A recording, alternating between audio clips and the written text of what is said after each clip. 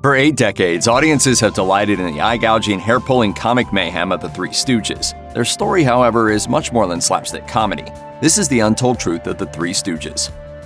As detailed by Mark and Ellen Scardato in the Three Stooges, Samuel Shemp Horwitz and his younger brother Moses Mo Horwitz got their start on stage as a comedy duo called Howard and Howard in 1915. Initially, the brothers were unsuccessful, and the act broke up when Shemp was drafted into the Army. Shemp's military service, however, was short-lived, and he was soon back on stage with Mo. In 1922, Shemp and Mo joined comedian Ted Healy's act. Healy, already a successful performer, was a purveyor of broad, somewhat suggestive humor. Brought on as foils for Healy's physical comedy, Mo and Shemp were big hits with Healy's audiences. Healy brought comedian-musician Louis Feinberg into his act in 1925. Feinberg, better known by his stage name Larry Fine, completed the original lineup. Ted Healy and his Stooges broke into film in 1930 in the 20th Century Fox comedy Soup to Nuts. The now Howard brothers and Fine made such an impression that they were offered a movie deal of their own. Healy, fearing the end of his career, convinced Fox to rescind the Stooges' contract.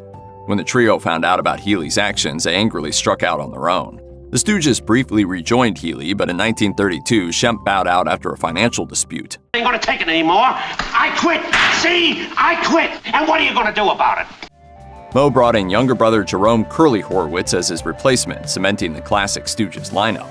After appearing in several MGM films, the Three Stooges left Healy for good in 1934 when they signed with Columbia Pictures. After parting ways with Ted Healy, first Stooge, Mo Howard, became the de facto leader of the Three Stooges. Who threw those pies? According to Three Stooges director Edward Burns, Mo was in charge both on and off screen. Burns told Jeffrey Forrester, author of the Stooge Chronicles, "Believe it or not, in real life it was very much like it was in the pictures. Mo was the boss, the brains of the outfit. Mo was really a sensitive, touchy guy compared to the others. And his feelings were easily hurt, too." Mo is their leader. Why you? According to the Stoogeophile trivia book, Mo Howard was also a shrewd businessman who wisely invested his show business earnings in real estate. Among his holdings were an apartment building, a drugstore, and a furniture store called the Howard Furniture Company located in Burbank, California. Larry Fine, the perpetually put-upon, wiry-haired middle Stooge, was born on October 5, 1902 in South Philadelphia, Pennsylvania. As documented in Mark and Ellen Sordato's The Three Stooges, Larry's father, Joseph Feinberg, emigrated to the United States from Russia to escape anti-Semitism.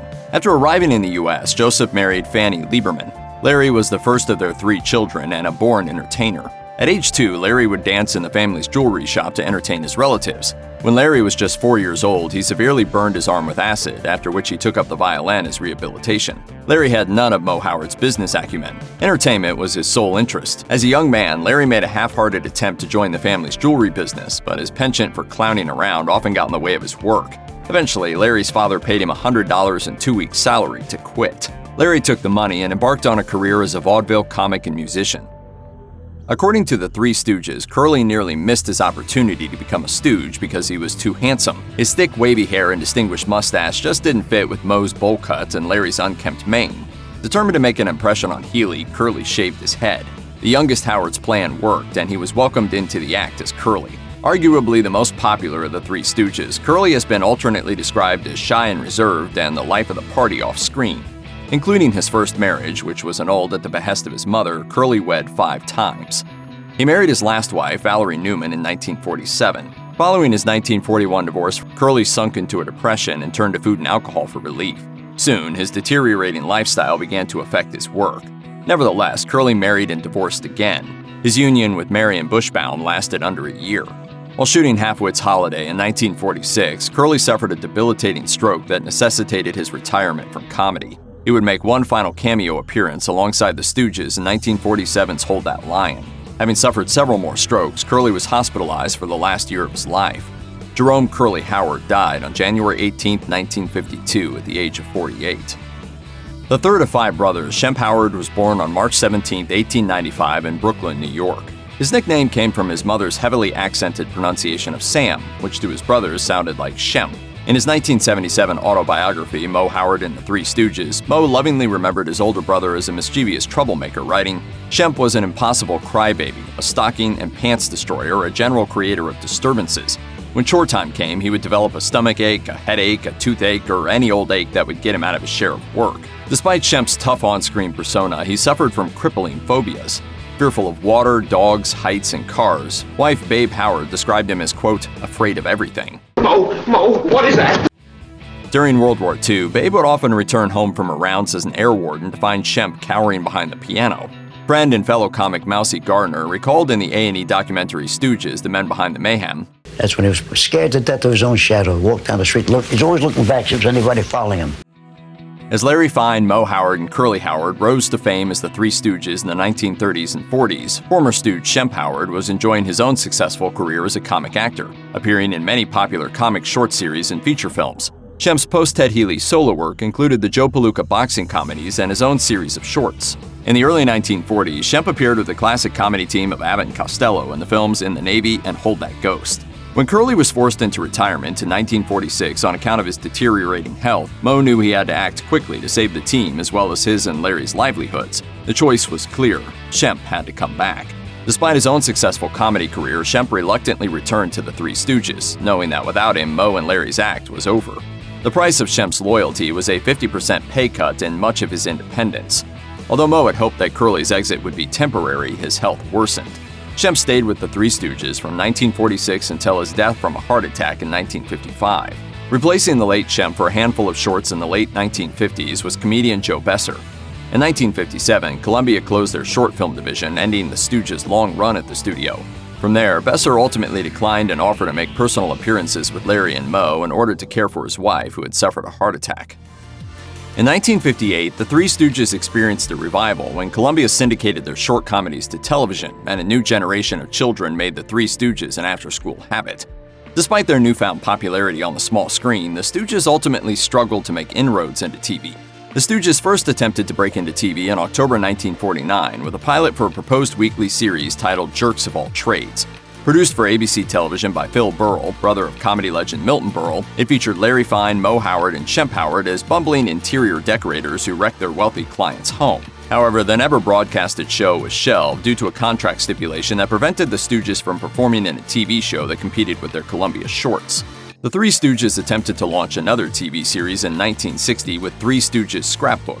Shot in color, the show failed to generate network interest. However, some footage from the pilot was reprocessed in black and white and incorporated in the 1962 Stooges feature The Three Stooges in Orbit. In 1969, the Stooges completed a pilot titled Kook's Tour.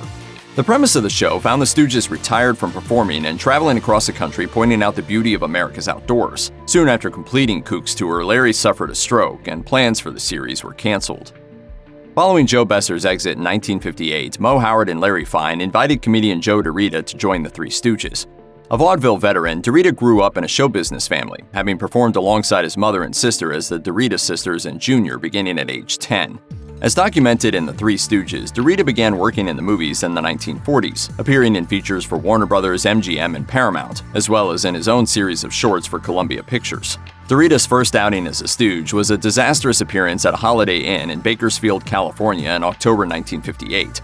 Audience reaction to this new incarnation of the Stooges was overwhelmingly negative. However, the release of the Stooges shorts on TV quickly reversed the troupe's fortunes. Hoping to appeal to the Stooges' new fans, DeRita shaved his head and adopted the persona of Curly Joe. With his passing resemblance to fan-favorite Stooge Curly Howard, DeRita found his niche in the act. Throughout the late 1950s and 1960s, DeRita appeared on screen with the Stooges in 6 feature-length films, in the animated series The New Three Stooges, and in 2 unsold TV pilots. With the blessing of Mo Howard, DeRita formed his own comedy troupe called The New Three Stooges in the early 1970s. Recruiting former Stooges stuntman Frank Mitchell and Ted Healy alumnus Mousy Gardner, the trio made just a few personal appearances before breaking up due to DeRita's failing eyesight. Although Curly Joe Rita's headstone reads The Last Stooge, the final member of the legendary comedy troupe was actually actor Emil Sitka. Sitka was a featured player in the Stooges shorts throughout the 1940s and 50s. Appearing in such fan favorites as Brideless Groom and Jensen a Jam, Sitka was a versatile character comedian who at times managed to upstage the Stooges with his onstage antics. Longtime Three Stooges producer Jules White told author Jeffrey Forrester, "Emil was very good. He could play anything. It's not easy to be able to play a gangster in one shot and a governor in the next, and he could do it, and he did it very well." According to Three Stooges writer Elwood Ullman, Sitka's comedic skills made him one of just a few supporting players for whom the writing staff would create specific characters. Sitka made his first appearance in 1946's Halfwit's Holiday, the last short featuring Curly Howard, and continued to work with the Stooges at Columbia throughout the 1960s. Following Larry Fine's exit from the Three Stooges in the 1970s, Mo Howard invited Sitka to become a full-fledged Stooge. In 1975, Sitka was scheduled to star with Howard and Joe DeRita in an all-new Stooges feature film. Sadly, the project was canceled because of Moe's declining health and subsequent death from lung cancer the same year. In the 80 years since their first Columbia short, the Three Stooges have become an indelible part of the American pop culture landscape. Although Stoogemania has had its peaks and valleys, the comedy team remains popular into the 21st century, with new fans discovering their classic shorts via TV and streaming video every year. Images of Larry, Moe, and Curly grace merchandise ranging from t-shirts and phone cases to a line of premium coffee. The Three Stooges even have their own museum. Located in Ambler, Pennsylvania, the Stoogium is a vast repository of Stooge memorabilia containing original props, costumes, and personal effects belonging to the Stooges. Dedicated to preserving the legacy of the Three Stooges, the Stoogium is also headquarters of the Three Stooges fan club, which boasts 2,000 members across the globe. Check out one of our newest videos right here. Plus, even more grunge videos about your favorite stuff are coming soon. Subscribe to our YouTube channel and hit the bell so you don't miss a single one.